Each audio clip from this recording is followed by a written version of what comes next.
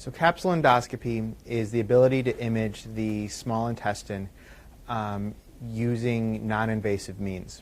The capsule endoscopy is a pill camera. It's a pill that's about the size of a large vitamin pill, and within that pill is a camera that takes pictures about 2 or 3 times per second.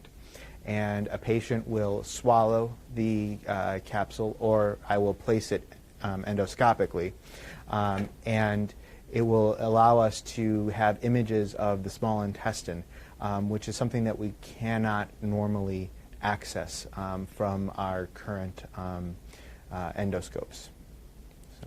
The capsule records for about 8 hours. When we perform our endoscopies, we can look from into the esophagus, into the stomach, and really about 10 to 15 centimeters into the small intestine from above. This enables us to, again, in a non-invasive fashion, to look for problems in the small intestine. This is the belt that the patient would wear. The images from the capsule are transmitted to this belt and then recorded on this device. This device then will record all the images and enable us to download the images to our computer system in order to read the study. This is an example of images that we would see with the small bowel capsule. This is a patient who had GI bleeding and has a number of ulcers found throughout her entire small intestine. These ulcers that we can see right here are evidence of damage in her intestinal wall, and this is something that could not otherwise be seen in this patient.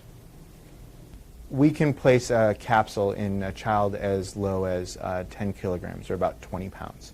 Children who are too young to swallow, we can introduce the capsule in the course of an upper endoscopy to allow the capsule to go directly into the small intestine.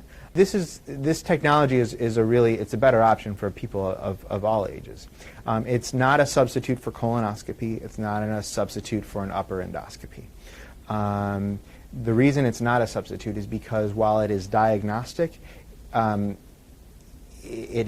because it's non-invasive, we cannot biopsy, so we cannot evaluate the tissue that we see. So it's merely a visual diagnosis.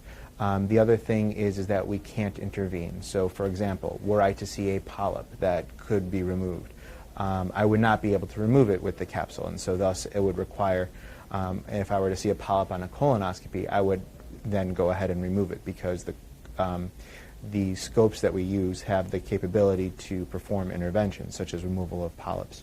It's a useful technology that's going to, I think, help provide better care for our patients without being invasive.